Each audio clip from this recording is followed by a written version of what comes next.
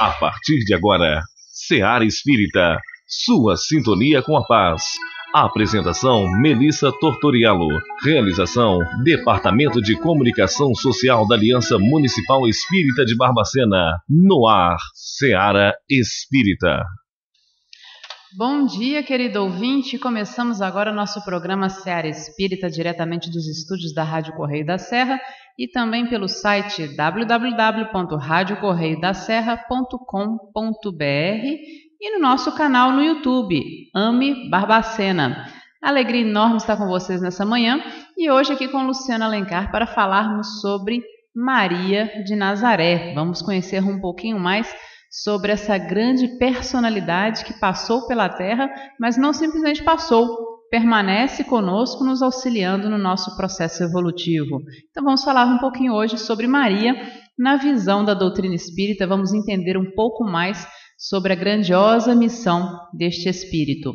Mas antes convido vocês para fazermos a nossa prece, elevarmos nossos pensamentos a Deus, nosso Pai de infinito amor e bondade, a Jesus, modelo e guia da humanidade, nosso irmão maior, a nossos benfeitores espirituais, mentores de luz, que nos acompanham na nossa jornada terrestre, a Maria, nossa mãe, que nos envolve, que nos ilumina, que nos protege e que nos auxilia sempre. Pai amado, primeiramente agradecemos. Agradecemos o dom da vida, a oportunidade reencarnatória, a família que nos acolhe, Senhor, os amigos, as oportunidades de trabalho, de estudos, todas as bênçãos que diariamente nós recebemos e muitas vezes esquecemos de agradecer, de valorizar.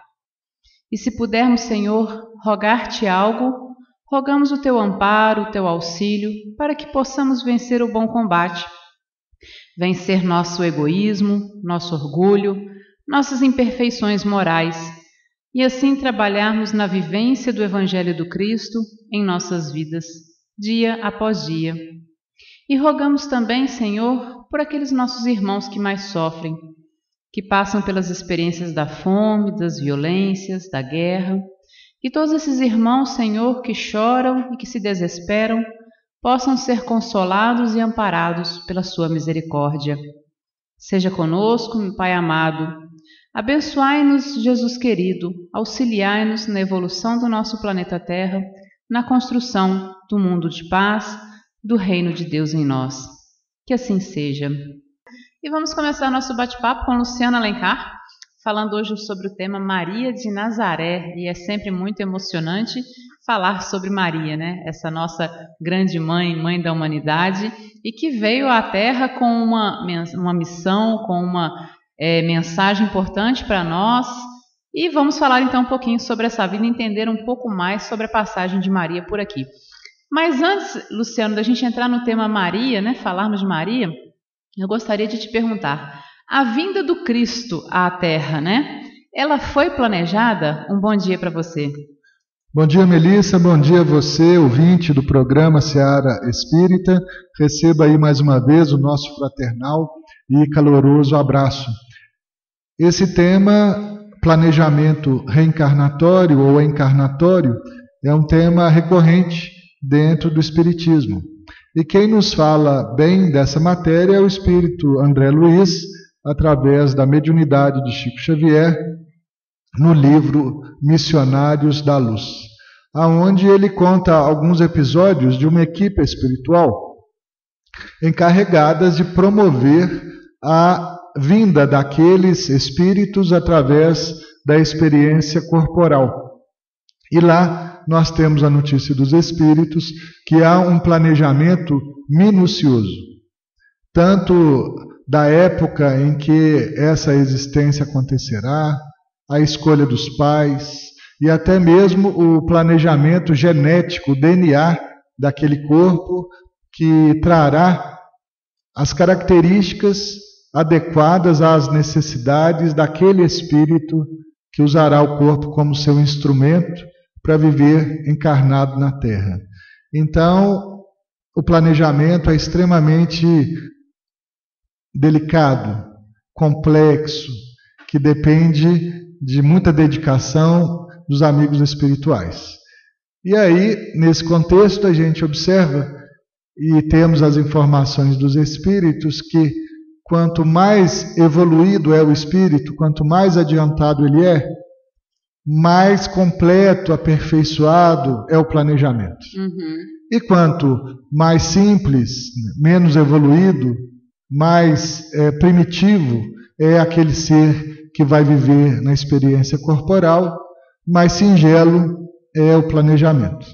Então, nós ficamos logo pensando assim: como terá sido o planejamento espiritual para a chegada do Cristo de Deus na Terra através da personalidade Jesus de Nazaré?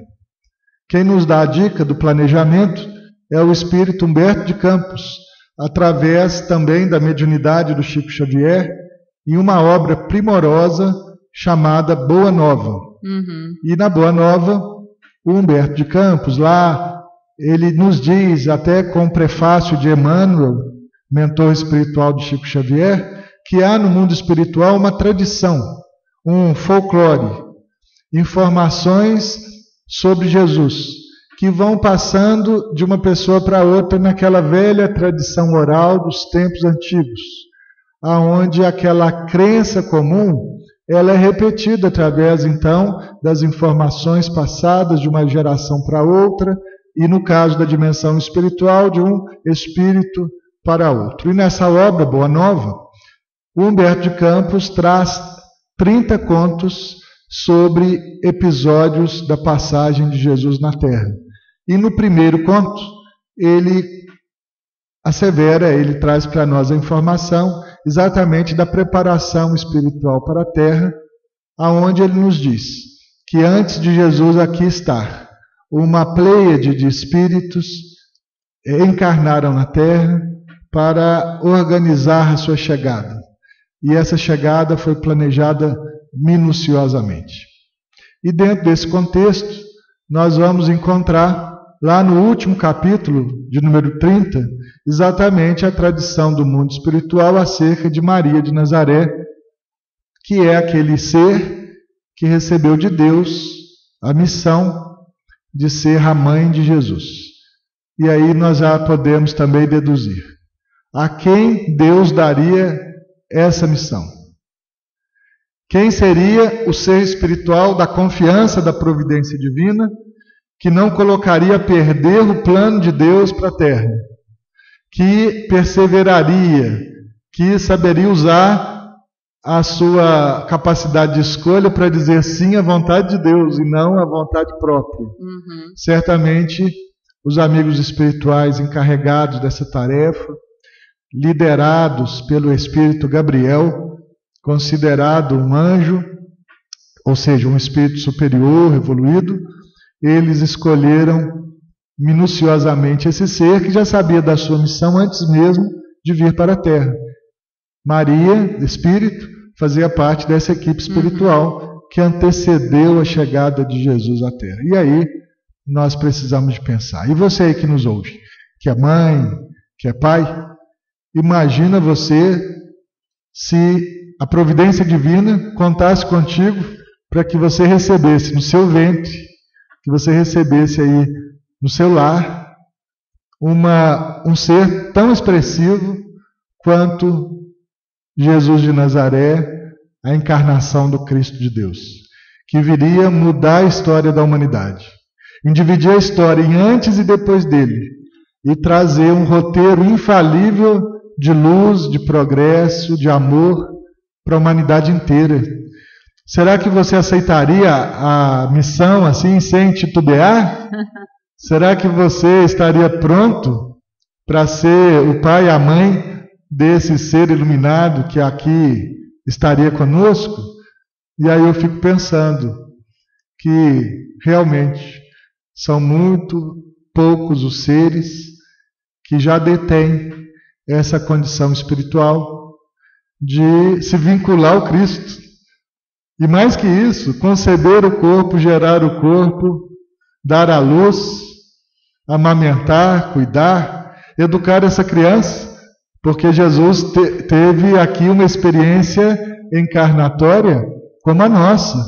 Ele passou pela fase infantil, Ele não chegou aqui com 30 anos, né?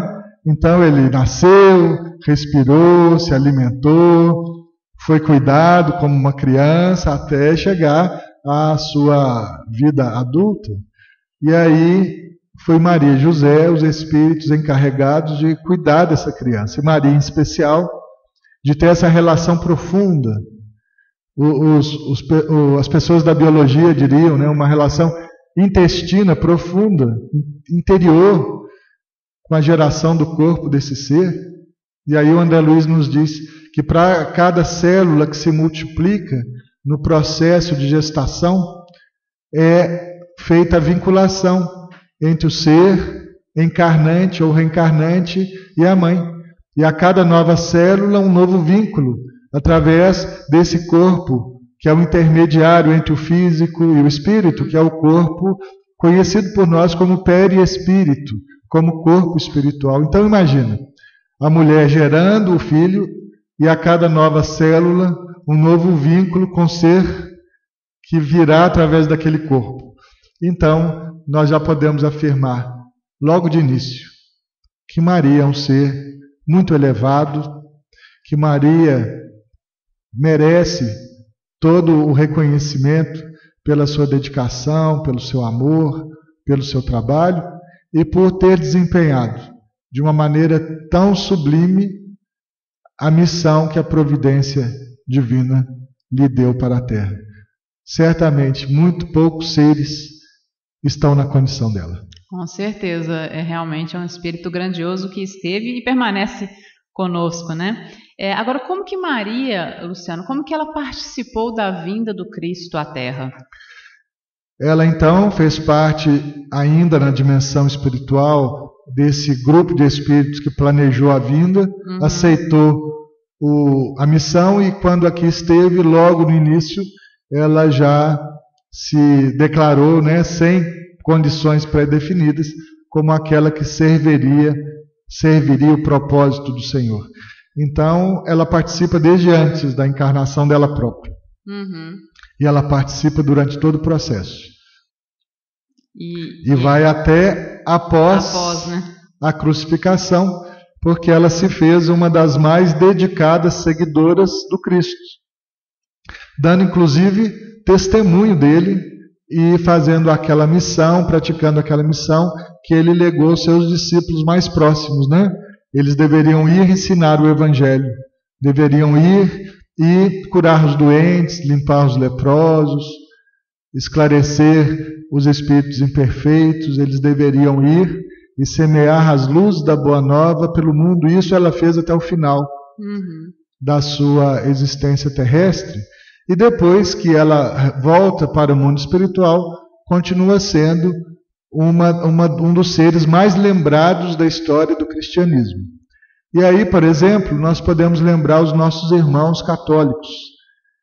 Quantas igrejas que nós temos no mundo que fazem homenagens a Maria, embora com diversas denominações, diversas características, de acordo com aparições ou manifestações dela em lugares diferentes, a pessoas diferentes, com características diferentes pelo mundo inteiro. Nós podemos dizer que há muito mais igrejas dedicadas a Maria do que até mesmo dedicadas a Jesus. Vamos pegar aqui na nossa cidade. Nós estamos em Barbacena. Quantas igrejas tem aqui dedicadas a Nossa Senhora? Eu não sei lhe dizer o número, mas posso dizer que são diversas. Só no centro são as 3, né? Nossa Senhora da Piedade, Nossa Senhora da Assunção e Nossa Senhora do Rosário, né? São as 3 igrejas centrais. Só no centro. E se pegarmos aí os bairros, os distritos, as periferias, chegaremos a um número muito maior. Com certeza. E eu lhe pergunto, quantas igrejas aqui católicas dedicadas a Jesus? Não me recordo. Então, é só uma amostra, né? Certamente tem igrejas que têm como o seu padroeiro o próprio Jesus, né? Salvo o melhor juízo, no bairro Santa Teresa tem um. Mas você veja que a memória não nos deu o dado estatístico. É verdade. E é aquela história, quando querem que Jesus interfira, muitos costumam apelar para a mãe, porque a mãe tem uma autoridade sobre o filho, né? Então buscam em Maria esse espírito amoroso, o socorro para suas dores e a sua intercessão perante o próprio Cristo, em busca de alívio para as suas dores, em busca de alento, de consolo, de orientação. É aquela velha história do arquétipo do colo de mãe, né? O colo de mãe, o beijo da mãe, o amor da mãe cura tudo. E se nós pudermos até lembrar um vídeo que tem sido aí multiplicado nas redes sociais nessa semana, uma mãe oriental que teve dois filhos gêmeos, um filho lá com vida perfeitamente, e um outro filho, segundo a ótica da medicina, um dos gêmeos teria morrido. E a mãe então pega o corpo do filho que teria morrido, abraça, derrama uma lágrima sobre ele, acolhe aquele corpinho, né, no colo de mãe, e a criança vai recuperando e chora. Olha só. E recupera até a cor, né, volta a viver, e com isso a gente observa que se aquela criança estava ali nos estertores da vida, nos estertores da morte, o amor da mãe trouxe essa criança de volta e deu a ela energia e luz para ela não desistir da existência e continuar vivendo. Então, é só um exemplo aí contemporâneo da capacidade do amor de uma mãe. Agora imagina a capacidade do amor da mãe de Jesus. Que amor é esse? Quando eu faço estudos por aí sobre esse tema, eu pergunto às mães presentes no estudo: mãe, o que você é capaz de fazer pelo seu filho? E sabe qual que é a resposta que eu sempre obtenho em todos os lugares, independente de ser em ambientes religiosos ou não, espíritas ou não, laicos ou não, em escolas, em lugares diferentes, de culturas diferentes, de espaços diferentes, de níveis sociais, culturais diferentes? A resposta é sempre a mesma. É essa aí que você acabou de dar. As mães dizem assim: olha, pelo meu filho eu sou capaz de tudo. E é verdade. E aí, se as mães humanas aqui, que estão no nosso nível, são capazes de tudo pelo seu filho, e a Maria, mãe de Jesus, o que ela era capaz de fazer pelo seu filho e pelos filhos que ela adotou na humanidade inteira? Será que tem algo mais do que tudo? Se tiver algo mais do que tudo, certamente Maria responderia dessa forma. Com certeza, né? Agora, Luciano, existem várias passagens no Evangelho que se referem a Maria e que às vezes geram curiosidade ou dúvidas, né? Então a gente gostaria de trazer algumas dessas passagens para você ir falando, esclarecendo essas passagens à luz da doutrina espírita, para que a gente possa entender um pouco mais sobre esse grande espírito que esteve entre nós. Uma das passagens que chama a atenção da maioria das pessoas quando a gente fala em Maria, ou uma das passagens que logo se lembra, né, de Maria, é quando acontece a revelação de Gabriel. Que Gabriel se aproxima de Maria, se torna, ela o vê, e Gabriel fala, né, faz a revelação da vinda do Cristo. Você poderia falar um pouco mais sobre essa passagem para a gente? Perfeitamente. Essa é a primeira grande referência dos evangelhos canônicos acerca de Maria, quando ela então se encontra com Gabriel. E o Gabriel dá a ela notícia e diz assim: olha, Maria, cheia de graça, o Senhor é convosco. Bendito é o fruto do seu ventre, do qual nascerá Jesus. Olha só a notícia, né? E a Maria então responde de pronto ao Gabriel: eis aqui a serva do Senhor. Seja feita conforme a vontade de Deus. E ela já sabia intimamente da sua tarefa, da sua missão. E ela não titubeou diante então do anúncio da chegada do menino. Através dela, ela se fez servidora do plano divino. E essa mensagem é muito significativa. Eu fico perguntando assim, se aparecesse para nós um Gabriel, se aparecesse para nós um amigo espiritual, um anjo guardião, e nos revelasse uma missão terrena, qual que seria a nossa posição diante desse emissário de Deus? Bom, muitos fugiriam, né, Luciano? Só de ver o Espírito aparecendo já estariam correndo, né? É verdade, teriam medo. Outros diriam assim, não estou preparado. Essa missão não é para mim, é para o Fred, que está ali do meu lado, é para a Melissa, é para outra pessoa. Essa missão não me pertence. Eu não estou pronto para ela. Ou então eu diria, olha, eu aceito a missão se eu tiver isso, se eu alcançar aquilo, se... E aí nós colocamos uma série de condições e requisitos para aceitar a missão espiritual que aquele emissário do Senhor vem nos trazer. E via de regra fugimos, e via de regra não cumprimos a nossa missão espiritual na Terra, e quando retornarmos pelo fenômeno da morte do corpo físico e recuperamos a nossa dilatada consciência espiritual, muitas das vezes temos vergonha de nós mesmos e temos o sentimento de frustração por não termos levado adiante a bendita oportunidade que Deus nos deu e nos dá sempre, em todo momento, e notadamente quando estamos aqui vivendo nos arraiais da matéria. Agora tem uma outra passagem também, Luciano, que é logo após, né, a revelação de Gabriel, que a gente vê quando Maria vai fazer uma visita à sua prima Isabel. E essa passagem também tem alguns fatos interessantes, né? É verdade. Eu confesso aqui, publicamente, que os companheiros lá de Tiradentes, da Fraternidade Espírita Caminho da Luz, que vai fazer 28 anos hoje, e nos convidou para fazer lá um estudo comemorativo a essa data.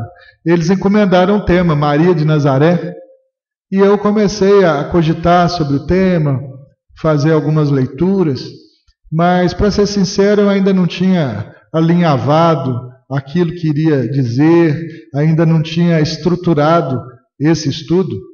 E aí eu tive a felicidade de receber, na quinta-feira, uma mensagem escrita por um espírito familiar chamado Fernando, onde ele trouxe a palestra pronta para mim, através de uma belíssima mensagem que eu até compartilhei aí no grupo da Aliança para avaliação de todos nós, para verificar se essa mensagem é adequada, se ela é correta, se ela deve ou não ser acolhida.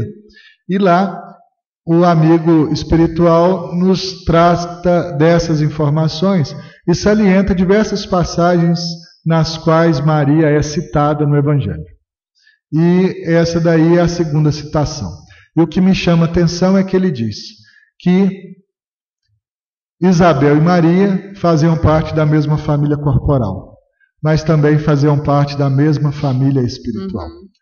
E o encontro entre elas, pelo parentesco corporal, não era o acaso, porque Isabel também estava grávida, de alguns meses a mais que Maria, e o espírito que estava ali voltando através dela, que estava ali cujo corpo estava sendo desenvolvido no seu ventre, era ninguém mais, ninguém menos do que Elias, que voltava na figura, na personalidade de João Batista, considerado o precursor do próprio Cristo. Aquele que viria preparar as veredas do Senhor, endireitar as veredas do Senhor, conclamando a humanidade ao arrependimento, anunciando a chegada do reino de Deus na terra. Então a gente observa que Elias participou da equipe do planejamento espiritual. Que ele mesmo, Elias, profeta, volta na pessoa de João Batista para preparar a chegada de Jesus e no momento oportuno ele batiza Jesus e diz que a partir dali era necessário que a estrela dele se apagasse para que a estrela de Jesus pudesse brilhar e iluminar a humanidade. E logo depois ele é decapitado a pedido de Salomé, e ele então desencarna, mas continua a trabalhar pelas ideias do Cristo, pelas ideias da Boa Nova, fora do corpo material. Então, essa passagem me chama muita atenção, porque quando Jesus veio, ele veio em bloco, com uma família espiritual, encarnando inclusive em uma família corporal. E quanto a nós, guardadas as devidas proporções, acontece também, proporcionalmente, algo semelhante. A família espiritual se reúne através dos vínculos da família corporal para desenvolver uma tarefa, uma missão na Terra.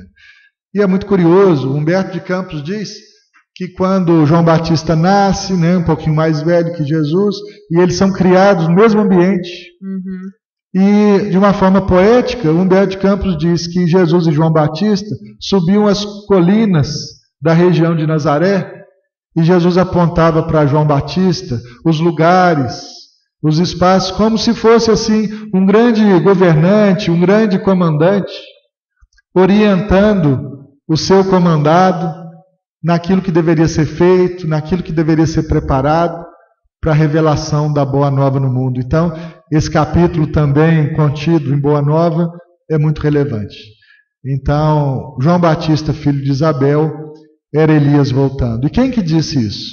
O próprio Jesus, lá no Evangelho, quando questionado sobre João Batista, eles perguntam assim: olha, antes da chegada do Messias, diz a profecia que deveria vir Elias. E aí Jesus responde: Elias já veio e vocês não o reconheceram.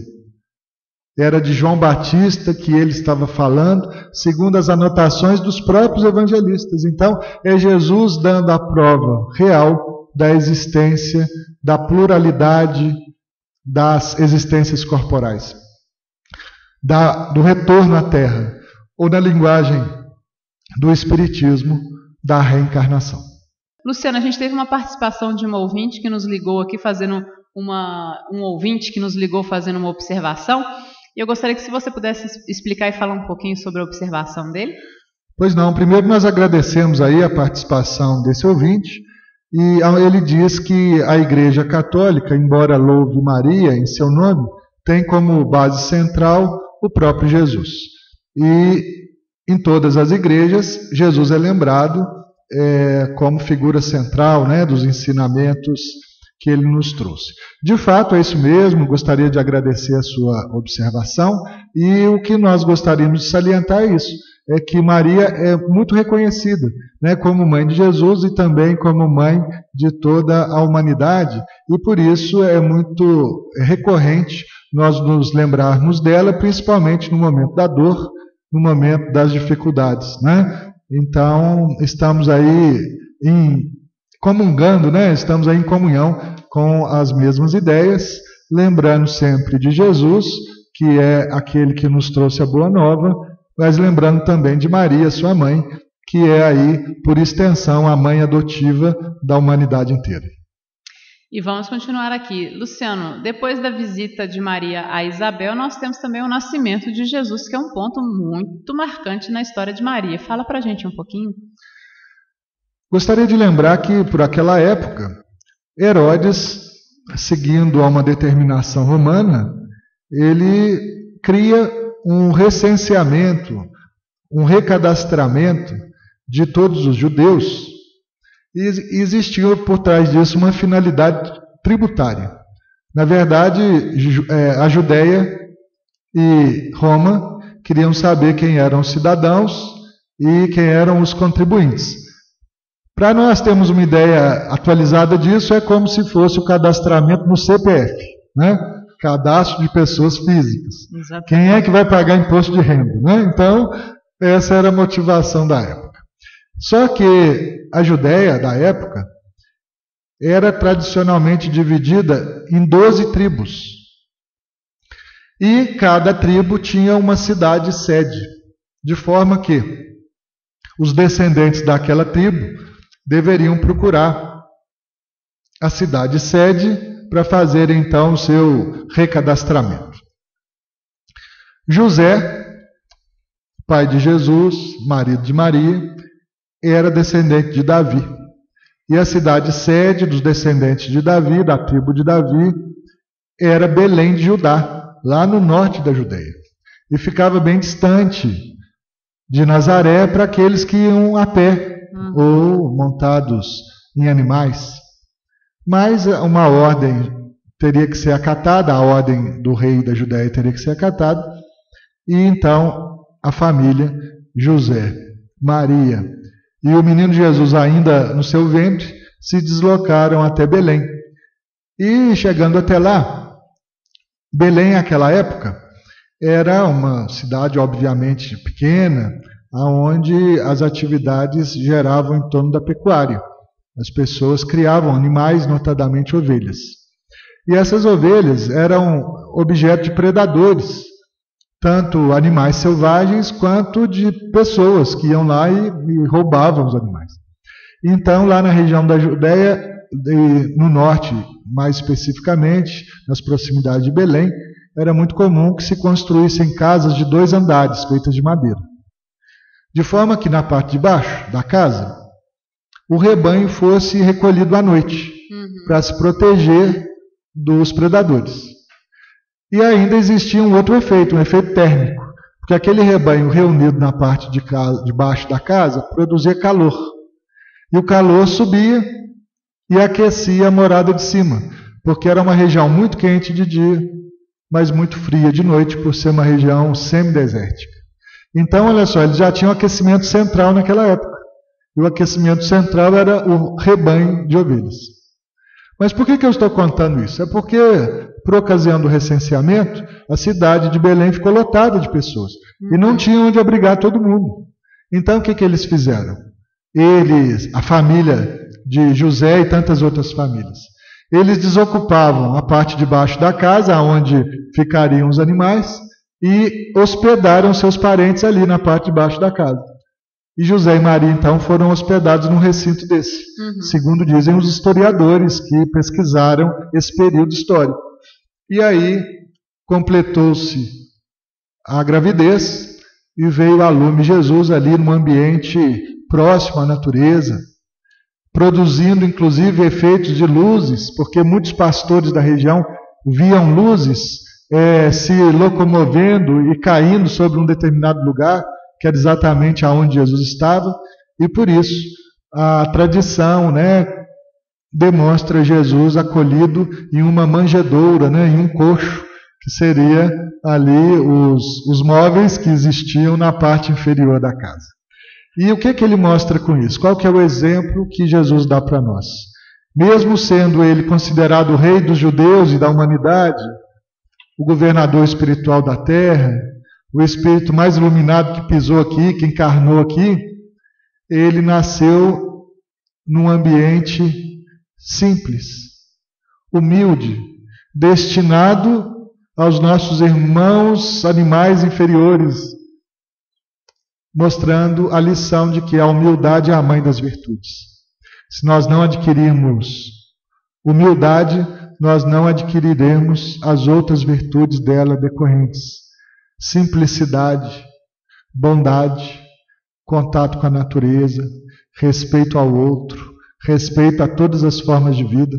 Tudo isso ele mostra já na sua primeira lição, porque Jesus ensina falando, mas ensina muito mais vivendo, praticando, do que falando.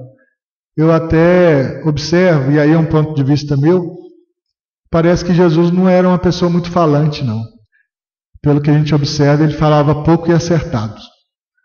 E ele mais fazia do que falava. Diferente da gente, que mais fala do que faz, Mas nós vamos aprender com ele a mudar isso, a falar menos e agir mais. E ele já nasce agindo e dando lições imorredoras para a humanidade inteira. Agora, Luciano, como você falou no primeiro bloco, Maria já, ao encarnar, ela sabia a missão dela e também sabia que não seria muito fácil, O próprio Gabriel fala para ela que o coração dela seria traspassado pela espada da dor, Não é uma notícia muito alegre, muito alvissareira, não, Mas ainda assim ela mantém-se firme, mantém-se confiante, Só que é mãe, e como toda mãe, acreditamos que ela tenha também tentado salvar, proteger Jesus. Ela teve essas tentativas de preservação do Cristo, de proteção de Jesus? Teve. Toda mãe quer colocar o filho, se possível, numa redoma de vidro e quer proteger o filho das dificuldades do mundo, das ameaças do mundo, das agruras, do sofrimento. Isso é de toda mãe. Maria não era diferente, a mãe das mães, né? Ela também pensava assim. E nos evangelhos nós vamos encontrar uma passagem muito curiosa, que o professor Allan Kardec estuda em O Evangelho segundo o Espiritismo, no capítulo intitulado A Estranha Moral, aonde Jesus estava num determinado recinto ensinando aos seus discípulos, aos seus seguidores, como sempre fazia. E lá fora, quem que estava chamando por ele? A mãe e os seus irmãos. E aí os discípulos disseram ao mestre: Jesus, a sua mãe está lá fora, junto de seus irmãos, e lhe chama. Os estudiosos dizem o seguinte, que Maria, nesse momento, estava muito preocupada com Jesus, porque ele já tinha se tornado, então, uma pessoa pública.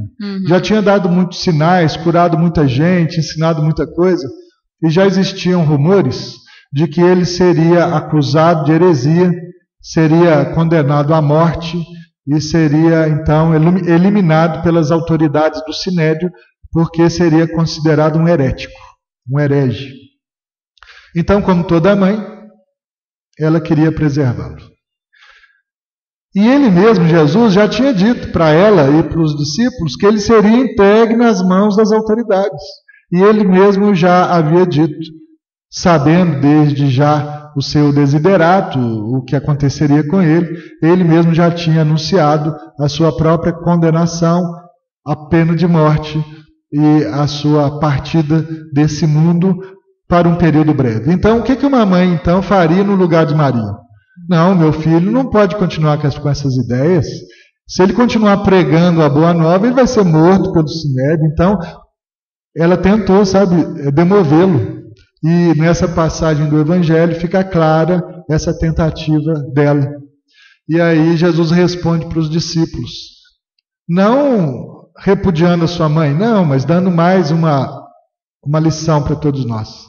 Jesus se vira para os discípulos e pergunta para eles assim: quem é a minha mãe? Quem são os meus irmãos? E aí vem aquele silêncio sepulcral, né? Porque naquela comunidade tão pequena, todo mundo sabia quem era a mãe e quem eram os irmãos de Jesus. Todo mundo conhecia Maria, ela era uma pessoa popular. E aí, como ninguém respondia, Jesus mesmo disse: a minha mãe, os meus irmãos, são aqueles que fazem a vontade do Pai. Aqueles que fazem a vontade do Pai são meus irmãos, minha mãe. E aí deixa para nós a lição da família corporal e da família espiritual novamente.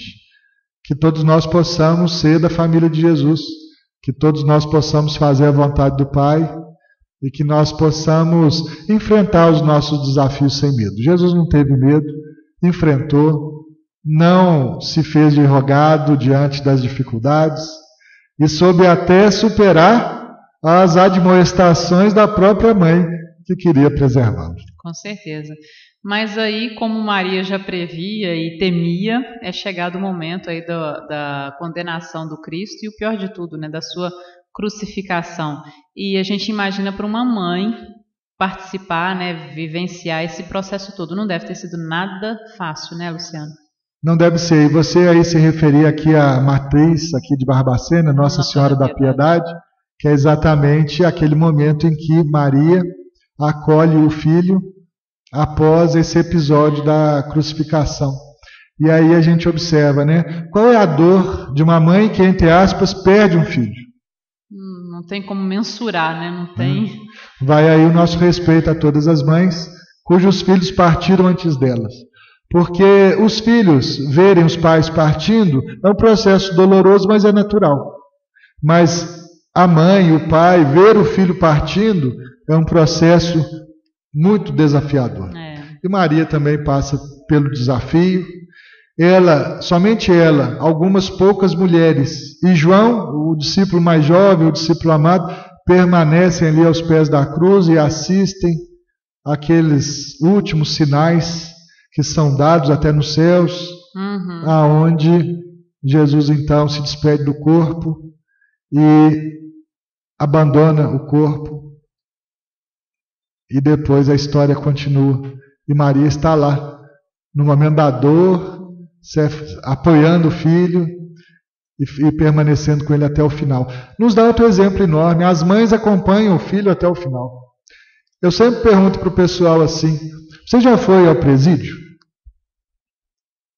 Você já viu a fila das pessoas que entram no presídio?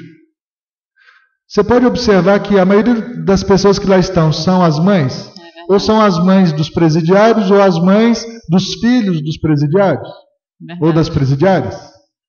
Porque amor de mãe é um amor sem condição, é incondicional. O filho pode cometer crime, o filho pode errar, porque para a mãe ele tem sempre a chance de ser reeducado, acolhido, amado, acalentado. Então as mães, elas representam a maior força, o maior poder que alguém humano pode conhecer. Porque o amor de mãe é capaz de tudo. Com certeza. E quando a gente fala da presença de João nesse momento, né, da desencarnação do Cristo, da crucificação, ali Jesus também nos dá um outro ensinamento, e que Maria ali naquele momento então se torna a mãe de todos nós, como está lá no capítulo 30 do Boa Nova, né, que fala sobre Maria. Quando Jesus entrega sua mãe naquele momento tão difícil aos cuidados de João. A gente vê também ali o cuidado do Cristo em deixar a mãe amparada junto ao discípulo amado. É verdade. E aí nós precisamos de lembrar rapidinho uma referência cultural e histórica da época. Porque a sociedade judaica vivia num modelo de patriarcado, como faz até hoje. E toda mulher precisava de estar sob a proteção de um homem. Uhum. Então, no início, a proteção é do pai, depois do marido e depois dos filhos. No caso de Maria, pelo que se tem de pesquisa, ela já obviamente não devia ter mais os pais, porque as pessoas lá viviam a média de 40 anos. Era a idade média de vida. Então, ela não tinha pais. Ela não tinha marido, porque o José também já tinha partido. Ela também, pelo que indica, o filho dela ali primogênito estava crucificado. Não tinha mais nenhum outro filho perto dela. E aí quem estava lá? O filho do coração. Então Jesus vira para Maria, aponta para João antes de abandonar o corpo e diz assim: mãe, eis aí o teu filho. Vira para João e diz: João, eis aí a tua mãe. E mostra a vinculação espiritual, a família espiritual, a família do coração, a capacidade da adoção. E a Maria então adota o João como filho, o João adota a Maria como mãe, se responsabiliza por ela dentro das tradições judaicas, e aí nós temos todo um processo onde Maria estende isso para a humanidade. Dizem os pesquisadores de Maria que ela tinha uma relação muito maternal com todos os discípulos. Ela alimentava os discípulos, costurava para eles, puxava a orelha, chamava atenção, aquela coisa de mãezona mesmo, né? E todos nós certamente temos um exemplo assim na nossa família. Sempre tem lá uma mãezona que acaba cuidando de todo mundo. Uhum. Imagina Maria de Nazaré, cuida da humanidade, né? E nesse aspecto a gente observa que foi importante ela continuar com João como filho adotivo, e depois se mudaram para Éfeso, lá na Turquia, aonde continuaram acolhendo aos sofredores do caminho que iam atrás dela buscar os ensinamentos de Jesus e o amor de uma mãe.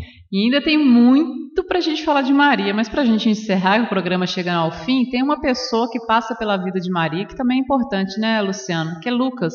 Quando Lucas chega e convive com Maria e nos deixa todo o seu evangelho baseado nos relatos de Maria, é um fato também importante na vida dela, né? Muito importante. Lucas era um médico grego que ouvira falar na Grécia de um tal taumaturgo que fazia curas na região da Judéia. E, na verdade, ele queria se apropriar das técnicas de cura desse tal taumaturgo. Uhum. Como que ele poderia simplesmente, com um toque, curar as pessoas? As pessoas tocavam na túnica dele e ficavam curadas. Então, buscando se apropriar dessa sabedoria, ele vai ao encontro de Jesus. Mas quando ele chega na Judéia, ele fica decepcionado. Aonde que está o taumaturgo? Morto. E aí ele começa a procurar as fontes primárias. Quem conviveu com ele mais? A mãe, Quem que participou o tempo inteiro da vida dele? A mãe. Então, o Lucano, ele se chamava Lucano, ele vai ao encontro de Maria, ouve os relatos de Maria e, para imortalizar, escreve em grego as Memórias de Maria, que nós conhecemos hoje como o Evangelho de São Lucas. É uma fonte muito importante dos ensinamentos de Jesus para todos nós até hoje. E aí, Lucano, conhecido como Lucas, se tornou um grande seguidor de Jesus. Bom, Luciano, a gente encerra por aqui, né? A gente ainda teria muitas outras passagens do Evangelho que poderiam ser abordadas, mas a gente vai ter que fazer um seminário, né? Porque 1 hora só, 40 minutos não tem jeito. Mas te agradeço por trazer esse tema. Maria é um tema assim inesgotável, né? Por mais que a gente fale, sempre terá assunto. E convido os ouvintes para lerem, nem que seja o capítulo 30 do Boa Nova, que fala sobre Maria, que é um capítulo belíssimo, um dos mais belos, a meu ver, o último capítulo, né? E a gente convida os ouvintes que possam ler esse capítulo, ler a obra inteira, mas mais especificamente, com muito carinho, a gente lembra desse capítulo que você trouxe para a gente sobre Maria. Muito obrigada. Eu aqui agradeço a oportunidade e vou me despedindo de vocês, dizendo aquilo que os romanos, convertidos em cristãos, aprenderam a dizer com os sofredores, com os filhos da dor. Ave Maria, que é cheia de graça. O Senhor é convosco. Bendito é o fruto que do teu ventre nasceu, Jesus. Que Jesus te abençoe, te proteja, te ilumine sempre e que Maria, a Mãe Santíssima, nos abençoe a todos. Que assim seja. Agradecemos a participação dos ouvintes, a audiência, o carinho. Desejamos a vocês um excelente final de semana de muita paz, de muito amor, uma semana de trabalhos e realizações no bem. Você ouviu o programa Seara Espírita. A apresentação Melissa Tortoriello. Realização do Departamento de Comunicação Social da Aliança Municipal Espírita de Barbacena. Seara Espírita.